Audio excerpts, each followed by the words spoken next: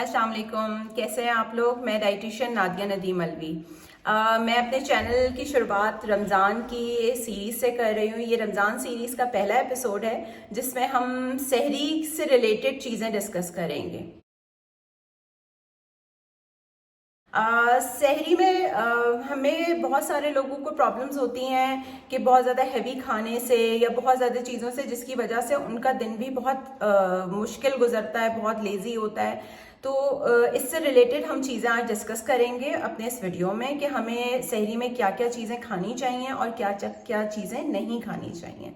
तो सबसे पहले तो हमारे यहाँ ट्रेंड है, एक सहरी का नाम आते ही लोग सोचते हैं पराठे और अंडे या फिर रात के बचे हुए सालन, ये सारी चीज़ें। तो इसके साथ होता क्या है, आप एक चीज़ हमेशा याद रखिए, आप जो कुछ खा रहे हैं आप ये सोच के खा रहे होते हैं, हम ये सोच के खा रहे होते हैं कि ये सारा खाना अगले 16 से 18 घंटे हमारे इफ्तार तक हमारा साथ देगा और हमें फुलफिल रखेगा।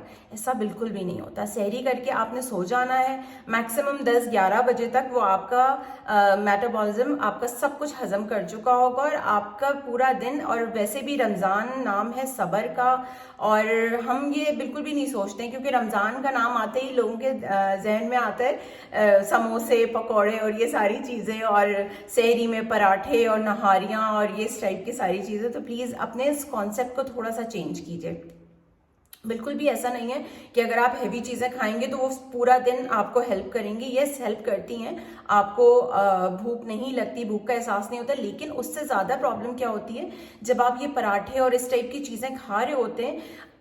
आप बहुत सारे लोग मेरी इस बात से एग्री करेंगे कि आप जब सहरी कर लेते हैं तो बहुत दफ़ा तो ये होता है कि लोग इतना हैवी फील कर रहे होते हैं कि उनसे फजर के लिए भी नहीं उठा जा रहा होता। मर्द हजरात फजर के लिए भी मस्जिद नहीं जा पा रहे थे, खवातीन किचन में जाके किचन भी नहीं समेट पा रही होती हैं।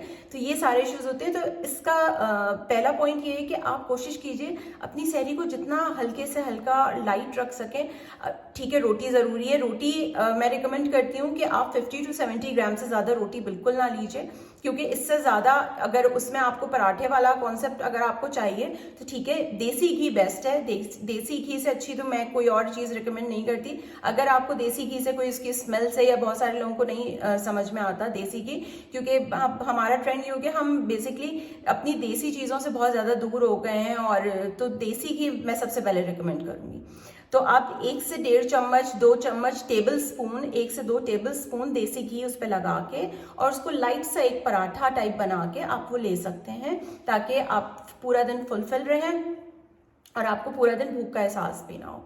इसके अलावा लोग पी रहे होते हैं लस्सी, मीठी या नमकीन। एक चीज़ मैं आपको कॉन्सेप्ट क्लियर कर दूं, हम जब कोई भी मीठी या नमकीन चीज़ जितनी ज़्यादा लेते हैं वो बॉडी में आपके उतना ही ज़्यादा डिहाइड्रेशन करती है। क्योंकि वो, अगर आप ये सोच रहे हैं कि वो सारी चीज़ें हम सहरी के बाद, बहुत सारे लोगों को मैंने देखा है बुरी तरह पानी पी रहे होते हैं कि उनको लगता है कि ये पूरा दिन अब हमारे साथ रहेगा ये पानी। ऐसा बिल्कुल भी नहीं है, बल्कि जितना ज़्यादा आप पानी पिएंगे वो उतना ज़्यादा यूरिन फॉर्म में आपकी बॉडी से निकलता चला जाएगा और सुबह 10-11 बजे तक मैक्सिमम वो आपकी बॉडी से फ्लश आउट हो चुका होगा।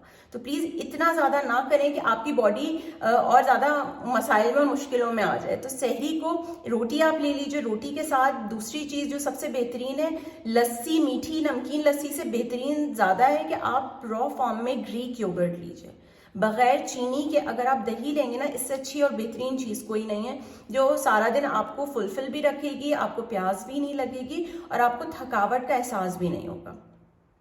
इसके अलावा ग्रीक योगर्ट और रोटी के बाद आप दूसरी जो बेहतरीन चीज़ ले सकते हैं, आप थोड़े से फ्रूट्स ले लीजिए जो आपको फ्रेश फील करेंगे। पूरा दिन आपको एक फ्रेश फीलिंग रहेगी, क्योंकि ऑब्वियसली गर्मियाँ हैं, बहुत ज़्यादा गर्मी है। ख़वातीन भी जो घर में होती हैं, मर्द हज़ार जो बाहर निकलते हैं, तो आपकी बॉडी डिहाइड्रेट हो जाती है। तो फ्रूट्स आपको हेल्प करते हैं आपकी बॉडी को की रेजिस्टेंस पावर में।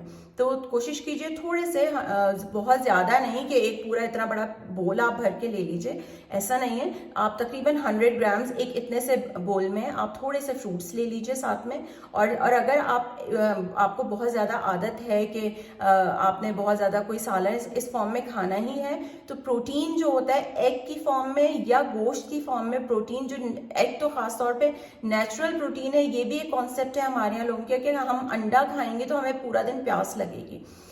आप बहुत ज़्यादा वो हमारे यहाँ तो क्योंकि अंडे भी फ्राई होते हैं, तो वो जब तक इतने ऑयल में, इतने घी में ना फ्राई हो तो वो फ्राई नहीं होते।